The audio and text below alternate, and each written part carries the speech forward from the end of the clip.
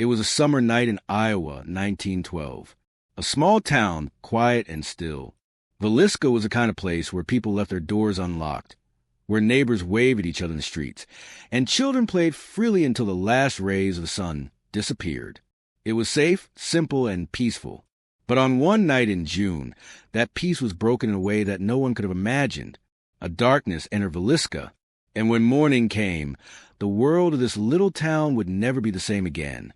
Before we go deeper into this chilling night in Villisca, remember to subscribe to this channel, so you never miss more haunting true stories that echo through time. The story begins with the Moore family. Josiah Moore, known as Joe, was a hard-working man, respected in his town. He sold farm equipment and was known for his honesty. His wife, Sarah, was gentle, warm, and deeply caring. Together, they raised 4 beautiful children. Herman, the eldest at 11, Catherine, 10 years old, bright and full of life, Boyd, 7, playful and curious, and little Paul, just 5 years old, the baby of the family, full of laughter and innocence. They were not rich, but they were content. Their home, a modest white house on the corner of East 2nd Street, was filled with the sound of children's footsteps, the smell of Sarah's cooking, and the steady strength of a father who loved his family.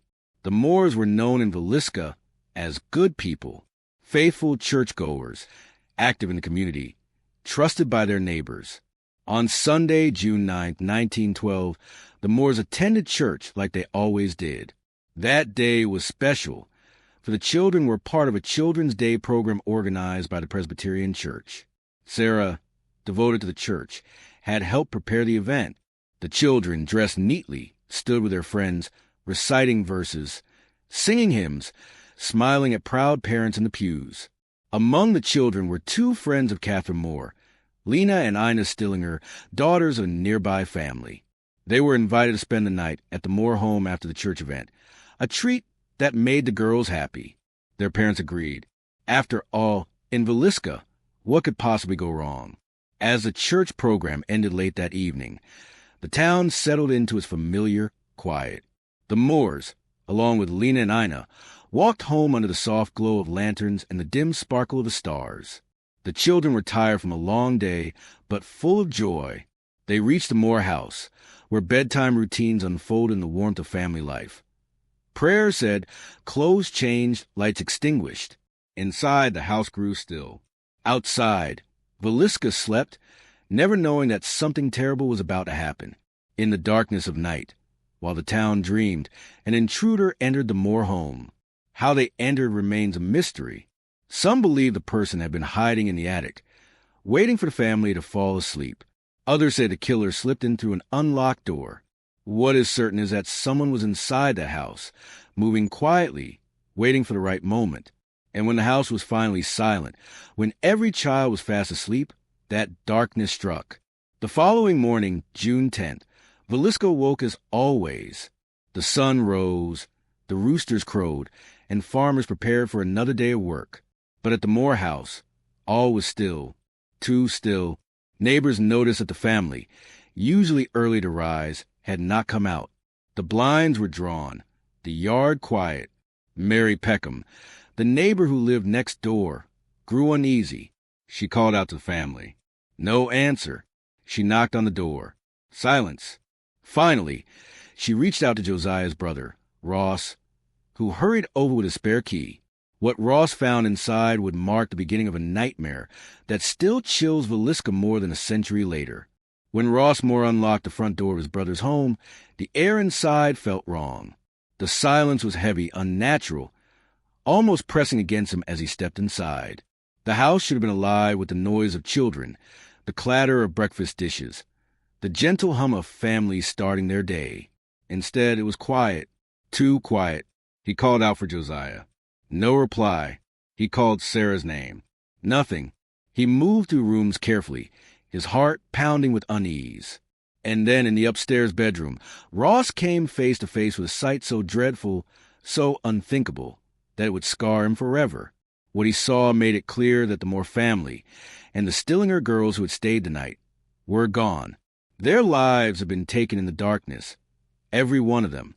Ross stumbled out of the house, shaken and pale, his words broken as he told Mary Peckham to call the marshal. In a town like Villisca, news spread fast. Within minutes, neighbors began to gather outside the little white house, whispering, speculating, fearful.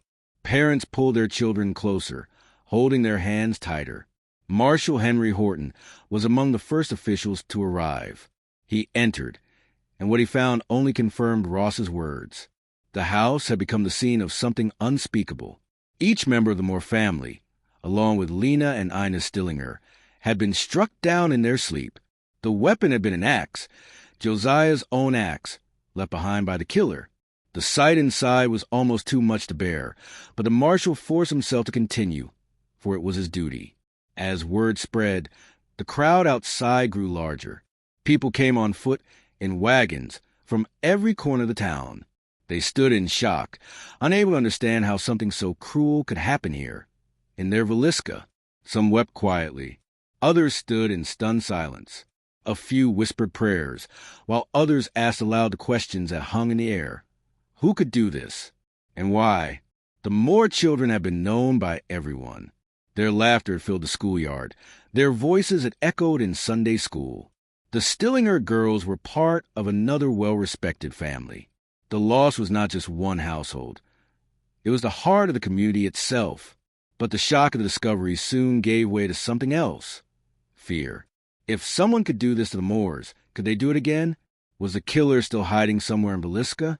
Could they be standing in the crowd, watching the scene unfold? Authorities did their best to secure the house. But in 1912, crime scene control was almost non-existent. Curious neighbors slipped inside, some even touching objects, peeking into rooms, desperate to see for themselves what had happened. Footprints, fingerprints, possible clues. All were trampled or disturbed before proper investigators could record them. In those first hours, precious evidence was lost forever. The town of Villisca, once so safe, now trembled with dread. Families locked their doors, something many had never done before. Children were kept inside, away from the streets. Strangers were eyed with suspicion. The air was thick with both grief and paranoia. And as the day wore on, rumors began to spread. Some whispered that a stranger had been seen wandering near the train station late at night. Others believed the killer was someone from the town itself, someone they knew. Theories grew wild. Fear twisted imagination into suspicion. By nightfall, Villisca was no longer the town it had been the day before. The laughter of children, the warmth of community, the trust of neighbor to neighbor, it had all been shaken, broken by the shadow of the axe. And while investigators scrambled to make sense of what little evidence remained, the people of Villisca were left to wonder, was the person responsible still among them? And if so, who would be next? The investigation began quickly, but almost from the start, it was clouded with confusion. In 1912, forensic science was still in its infancy. There were no DNA tests, no modern fingerprint databases, no advanced methods of catching a killer. What the investigators had were the townspeople's words, scattered clues, and a weapon left behind. But the truth slipped further away with each passing hour. The first theory was that a stranger had done it. Some believed the killer hopped off a passing train, entered the Moore house in the dead of night, and vanished back onto the rails before dawn. Villisca was close to the train tracks, and trains came and went at all hours. A drifter, a wanderer, someone with nothing to lose. This explanation seemed possible. But if that were true, why had the killer chosen the Moore family? Why that house on that night? Another theory pointed to someone within the community. The idea terrified the townspeople even more. If it wasn't a stranger, it meant the killer lived among them. It meant that the same person who smiled at them at church, who nodded politely at the market, who lived in their very own neighborhood, could also be hiding a monstrous secret. Over time, several names rose to the surface as suspects, and each one brought with it another twist to the story.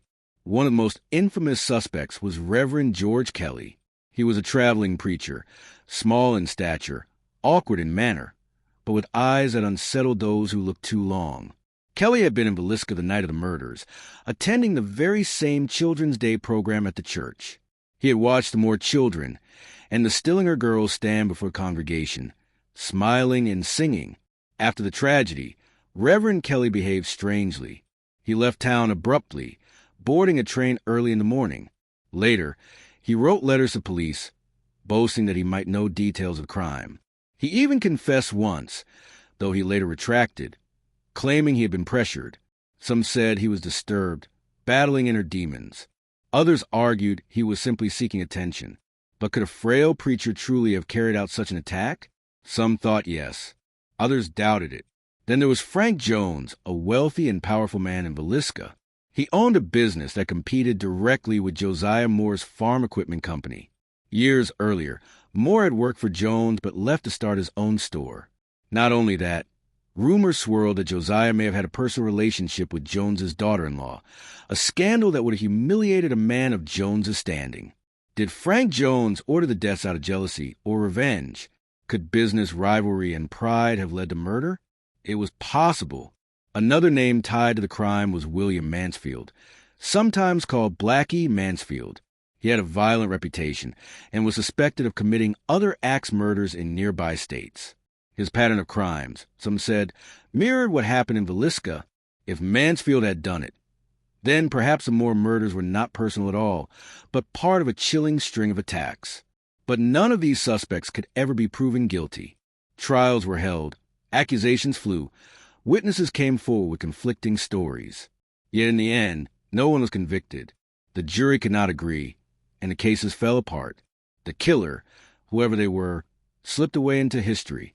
The longer the case remained unsolved, the heavier the weight on Villisca grew. Doors that had once been left open were now locked at night. Parents tucked their children in with trembling hands. The sound of footsteps in the dark sent shivers through even the bravest hearts. The fear was not just of the past, but of the unknown. For when evil strikes and no face is ever revealed, every shadow, every stranger, every neighbor becomes a question. And so the whisper spread. Some said the killer was a local, hiding in plain sight. Others insisted it was a stranger, long gone by sunrise. Still others believed there was more than one person involved, a secret conspiracy never uncovered. Each theory kept the fear alive.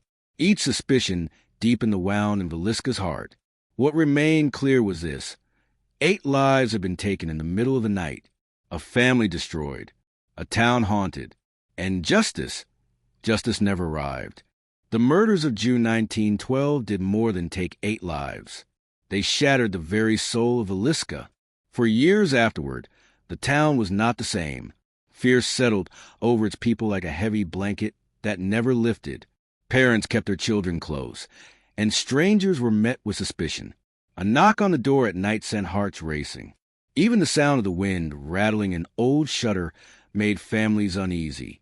In a place where people had once trusted one another without hesitation, trust was now replaced with doubt. The investigation dragged on. Authorities searched for answers, desperate to deliver justice to the grieving families. Reverend George Kelly became the central figure at one point. He confessed in detail, describing how he had entered the Moore home, moved from room to room, and carried out the killings. His confession shocked everyone. But when placed under closer scrutiny, cracks appeared. His words were inconsistent. At times he said too much, offering details that didn't line up with the evidence. Other times, he withdrew his confession altogether, claiming he had been forced to speak under pressure. Kelly was eventually tried in court. The community held its breath, hoping at last for closure. But in the end, the jury was divided. They could not agree. And so, Reverend Kelly walked free, his guilt neither proven nor disproven. For many, this was worse than having no suspect at all. The idea that the man who confessed could walk the streets again, unpunished, added to the unease. Then there was Frank Jones, the wealthy businessman. Whispers about him never fully disappeared. Some were convinced he had ordered Josiah Moore's death out of jealousy and spite. Yet others argued that Jones, with his social status and influence, was untouchable. He denied any involvement, and no court could ever prove otherwise. The rumors became part of the town's folklore, retold in hushed tones at kitchen tables and whispered behind closed doors. William Mansfield, too, slipped in and out of suspicion. He was accused of committing other axe murders across the Midwest, which made him a frightening figure. But once again, evidence was thin. Witnesses contradicted one another. Mansfield was never convicted for the Villisca killings, though some firmly believed he was guilty. And so the trials came and went, but the truth never surfaced. Each failure in court deepened the wound for the people of Villisca. It meant that justice had slipped further from their grasp. It meant that the person or people who had taken 8 lives might never be known. The town changed. For some, the Moore house became a place of dread. They would walk quickly past it, avoiding even a glance. Others found themselves strangely drawn to it, as though the mystery pulled at them, begging to be solved. Over time, the house grew into a symbol of unanswered questions, its white walls holding secrets that refused to fade. The families of the victims carried their grief quietly. The Stillinger family, who had lost their 2 daughters, never truly healed. Their pain, like that of the more surviving relatives, became a silent shadow that followed them. In the years that followed, Villisca tried to move forward, but the story never went away. Reporters came, curious strangers visited, books were written, and theories multiplied. Each new decade brought another wave of speculation, but still no certainty. The case remained frozen in time, an unsolved puzzle, a haunting memory that refused to die. And as the years passed, the questions only grew darker. Was the killer someone who slipped away on the morning train, never to return? Or was it someone from Villisca itself? Someone who lived out their days in the same small town, their secret buried in silence? Could have been more than one person, working together in a way no one dared imagine? Every possibility was terrifying, and every possibility remained unanswered. The people of Villisca had to live with the unknown, and in many ways, they still do. Time moved on. Seasons changed. Children grew up. Families aged. New faces came and went. Yet the shadow of June 1912 never left Villisca. The little white house on East 2nd Street stood quietly, year after year, its windows like watchful eyes, its walls heavy with silence. People said you could almost feel the sadness as you walked past, as though the air itself carried the memory of that terrible night. Stories began to circle, whisper between neighbors, told to curious visitors. Some claimed the house was haunted. They said strange sounds echoed in the empty rooms, footsteps in the attic where the killer might have once waited, the faint laughter of children long gone. Others felt a chill simply stepping across the threshold, as if the house remembered and refused to let anyone forget. Whether or not these stories were true, they added to the legend, keeping the mystery alive. The town itself tried to live normally again, but the murders had become a part of its identity. Outsiders knew the name Villisca, not for its farms or its people, but for the Axe Murders. Reporters came from far away. Books were written, documentaries filmed. With each telling, the questions returned. Who was the killer? Why did they choose the Moores? And how had they vanished into the night without ever being caught? Some believe it had been Reverend Kelly all along, his strange confessions and odd behavior pointing to guilt. Others remained convinced it was Frank Jones, driven by jealousy and revenge. Still others swore that William Mansfield was the one, a violent man with a dark trail behind him. And there were those who said it was none of them, that the true killer had never even been suspected, that the secret had been carried silently to the grave. Over 100 years have passed, and still no answer has come. The case remains unsolved. The 8 lives lost that night remain unanswered prayers in the quiet history of a small town. And with each generation, the story is told again, the mystery still reaching out from the past, whispering its chilling question. Who did it? What makes the Villisca Axe Murders so haunting is not only the cruelty of the act, but the emptiness that followed. There was no justice, no confession that truly held, no trial that gave closure, only silence, and the echo of questions that no one has been able to answer. Perhaps that is why people still talk about it today, because unsolved stories stay with us. They remind us that evil sometimes wears no face, that danger sometimes comes from the shadows, unseen. And they remind us, most painfully, of the fragility of life, of how one night can change everything forever. Even now, visitors come to the old Moore house. They walk through its narrow halls. They step into quiet bedrooms and they listen. Some listen for history. Some listen for spirits. Some listen for answers. But all of them leave with the same chill, the sense that the house holds onto its secrets, unwilling to let them go.